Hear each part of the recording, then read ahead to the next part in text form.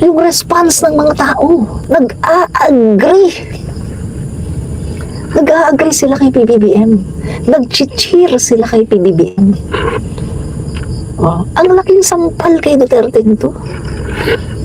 Diba? Napakalaking sampal nito kay Duterte. Mga kaibigan, kaliwat kanan. Masakit yan, mga kaibigan. Masakit yan sa puso. Sa bagay, hindi naman kasi siya nag-care sa mga Dabawenyo. Pinagchuchugi lang niya ang mga Dabawenyo. Hindi naman siya naging mabuting mayor at hindi siya naging mabuting pangulo. Pinagchuchugi lang naman niya ang mga Dabawenyo. Ngayon, eto, nakikita na ang mga Dabawenyo wala ring pagmamahal sa kanya. Diba? Kitang-kita, mga kaibigan. Sino lang naman ang nagmamahal kay Duterte ngayon? Yung kanyang mga diehard lang. Yung kanyang mga kulto lang ng mga diehard Duterte supporters. Yun lang. Ilan lang sila. Nakita mo nga, oh, hindi nga nila mapuno yung proclamation rally nila. Yung Davao City, tuwing may rally, hindi nga nila mapuno. Alam niyo, mga kaibigan, huwag kayong maging plastic. Magpakatotoo kayo. The truth will set you free. Magpakatotoo kayo. Guys, masakit yan kay Duterte. Nasasaktan dyan si Duterte. Dahil, biruin mo, parang tinuya siya ni PBBM, pero ang mga tao, ang mga Dabawenyo, nag-agree pa. Ang mga Dabawenyo, natuwa pa sa sinabi ni PBBM. Nag-cheer pa sila kay PBBM. Ang laking sampal nito kay Duterte.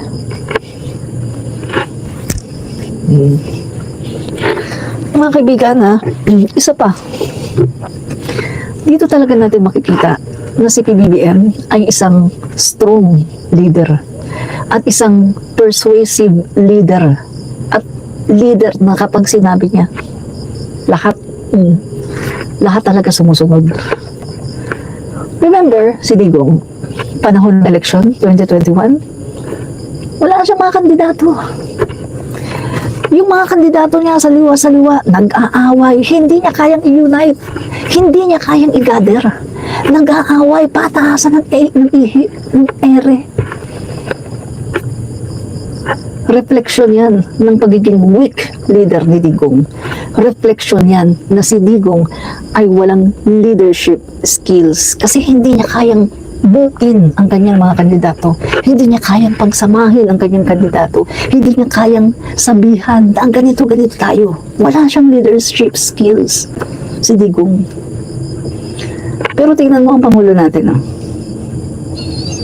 Guys, noong 2021 pa nga lang pinakita na ng Pangulo natin na napakaganda, napakagaling niya pagdating sa pag-unite ng tao, sa pag-iipon ng tao. Napakagaling ng Pangulo natin sa pag-perform ng alyansa. Diba, nabuo niya ang unity. Ang daming sumama sa kanya. Ang galing ng Pangulo natin. Samantalang si Digong, siya ang Pangulo nun supposed to be nasa kanya lahat ng makinarya. Na kay Digong dapat ang lahat ng resources during that time, pero hindi niya kinaya. Weak leader kasi siya Kaya hindi niya kayang mag-assemble ng grupo. Hindi niya kayang mag-assemble ng partido. Kasi weak leader siya si Digong. Ngayon, pinatunayan na naman niya yung pagiging weak leader niya. O, tingnan mo yung kanyang nakuha. Tingnan mo, kulang-kulang yung kanyang mga yung senator niyan. O, ilan lang. Kongresista niya. O, may kongresista ba siya? Ilan lang. Parang wala nga yata yung mga party list niya. Hindi kompleto. Sabi nga ni PBBM, sila lang sa bagong alyansa ang kompleto. Mula sa pinakamataas hanggang sa pinakahuli, sila lang ang may mga kompletong kandidato. Paano naman kasi mga kaibigan, hindi na talaga makukumpleto ang kandidato ni Duterte kasi iniwan siya ng lahat.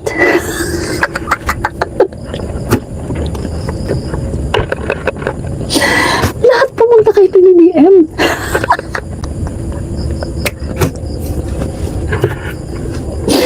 Ganyan kagaling galing ang Pangulo natin, mga kaibigan. Iniwan si Duterte, walang natira sa kay Duterte.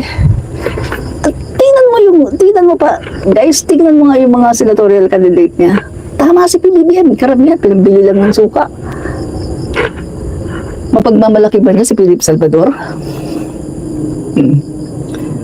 Bukod sa babaero, yung mga anak niya hindi sinusustentuhan. Isang salita lang ni Chris Aquino dyan, huwag niyong ipoboto si Philip Salvador. Wala nga yung sustento kay Josh. Pagkatapos may gana pang maging senador. O isang salita lang ni Chris dyan, hindi talaga yung mananalo. Artista? My God! Tingnan mo yung mga senatorial bet ni Digong. Walang-wala sa senatorial bet ni PBBM. Tapos meron pang si Digong, meron pang most wanted ng FBI. Pagkatapos nakakulong ngayon kasi marami siyang mga demanda ng mga middle-aged dyan, ng mga babae. Yan ang ano nila.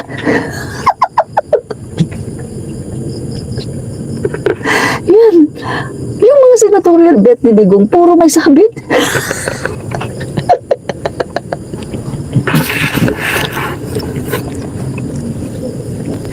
Kung pagkasaan mga kaibigan, hindi mo maipagmamalaki.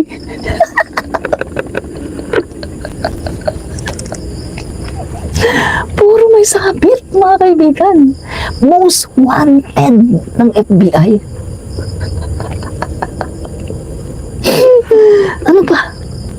Sino pa? Yung Jimmy Bondok? Wala naman din nagawa yun eh. Anong may pagmamalaki niya? Yung paglo-lawyer niya? Tapos ano na? Wala. Pagdating sa Senado, magtatanong-tanong, anong gagawin natin? Anong gagawin natin? Diba? Hindi katulad sa mga senatorial bet ni PBBM. Naku, ready na. At talagang alam na nila ang kanilang mga trabaho at marami dyan, mga kaibigan, nakagawa na ng maraming mga batas. Sino ba lang iboboto natin? Yan yung mga ano ni Digong. Hello? Mga walang alam. Alam niyo yung sinasabi nga ng mga Dabawenyo, taga Davao del Norte. Dito na tayo sa bagong alyansa. Kasi eto, kitang-kita na natin, magtatrabaho talaga itong mga to sa Senado. Kitang-kita natin, itong mga to, pagdating sa Senado, magtatrabaho yan. Hindi yan magsusuklay lang ng ano ng kanyang katulad ng ginagawa ni Robin Padilla. Diba? Kaya mga kaibigan, ito masasabi ko sa inyo yung senatorial bet ni Digong, wala yan. Vic Rodriguez, wala yan. Ang sama ng record yan eh. Wala yan mga kaibigan. Hindi mananalo yung mga yan. Ang makakapasok lang siguro dyan si Bongo kasi maraming nauuto yung tungkol sa Malasakit Center. Marami kasi mga Pilipino na nauuto, natatanga-tanga, mga bugok. Hindi nila alam na ang Malasakit Center ay isang batas. Isang batas yan. Ibig sabihin, hindi na yan matatanggal, hindi yan maaalis kahit sino pa ang maging Pangulo ng Pilipinas. Batas na yan. At ang Malasakit Center, walang pondo yan ever since walang pondo. How the Malasakit Center works? Paano ba siya nagpa-function? Ang Malasakit Center ay umaasa lang sa DOH, PhilHealth, DSWD, at saka PCSO. Ang Malasakit Center ay isang one-stop shop na nandoon yan sila sa mga pampubliko na mga hospital. Meron yan silang area doon na meron doong malasakit na tinatawag.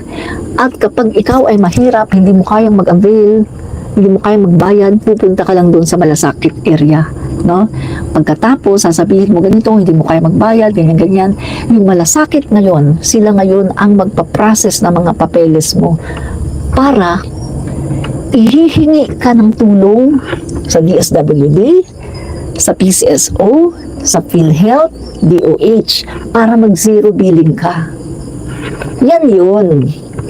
Kaso yung mga Pilipino na mga bugok na walang alam, akala nila kay Bongo yung Malasakit Center at ang akala nila may pondo.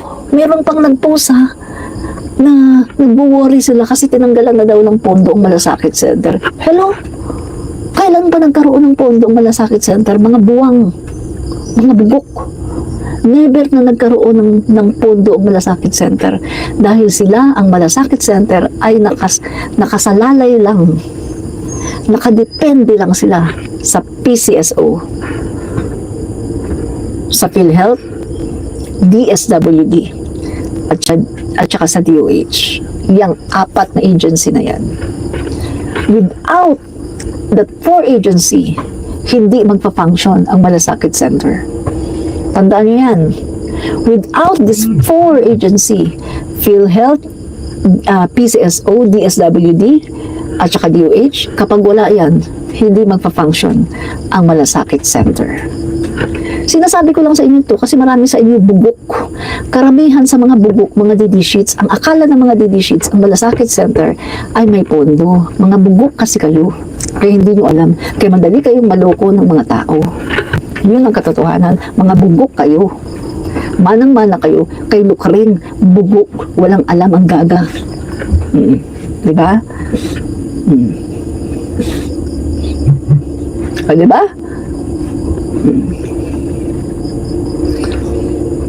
Mga bugok kayo eh. Diba? So, ano pa? Tuloy natin yung ating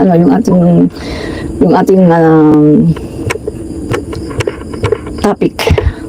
Yan. Yan, tuloy natin ang topic natin, ha? Nakakatawa naman si Manong. Kasi naman si Duterte nangako ng 7 pesos na bigas. Ayan tuloy, yan. Gipikatan ni Manong si Lukring, oh. Sabi ni Manong kay Lukring, oh. Nakakatawa si Manong. Yan. So, anong pang sabi ng PBBM? Yan. So, sabi pa ni PBBM, ito po ang ating pagkakataon na dalhin ang Pilipinas sa magandang lugar. Ito ang ating pagkakataon na maglagay po tayo ng ating mga leader na sila ang mangunguna para dalhin ang Pilipinas sa mas magandang kinabukasan. Ang isang Pilipinas na progresibo, ang isang Pilipinas na may malasakit, no? So, sabay-sabay tayo tungo sa isang maliwanag, mas maganda at mas mapayapang kinabukasan. So, ang hamon po ng ating Pangulo dito, babalik pa ba tayo sa isang pamamahala na punong-puno ng dugo na ginagawang pain yung ating bansa para sa mga illegal na mga pogo. So marami dito sinasabi ng Pangulo natin na marami siyang hamon dito sa mga Pilipino. At yun nga mga kaibigan, ang ganda ng response ng Davao del Norte. Sabi ko nga sa inyo, malaking sampal kay Duterte. Ang nangyaring proclamation rally sa Davao del Norte at ang napakagandang response ng mga taga Davao ay isang malaking sampal kay Duterte. Malaking insulto kay Duterte. Kasi nag-agree ang mga taga Davao at nag-cheer sila kay PBBM. So mga kaibigan, maraming po salamat. Fight fake news, expose the truth. Bye, and God bless us all. Bye.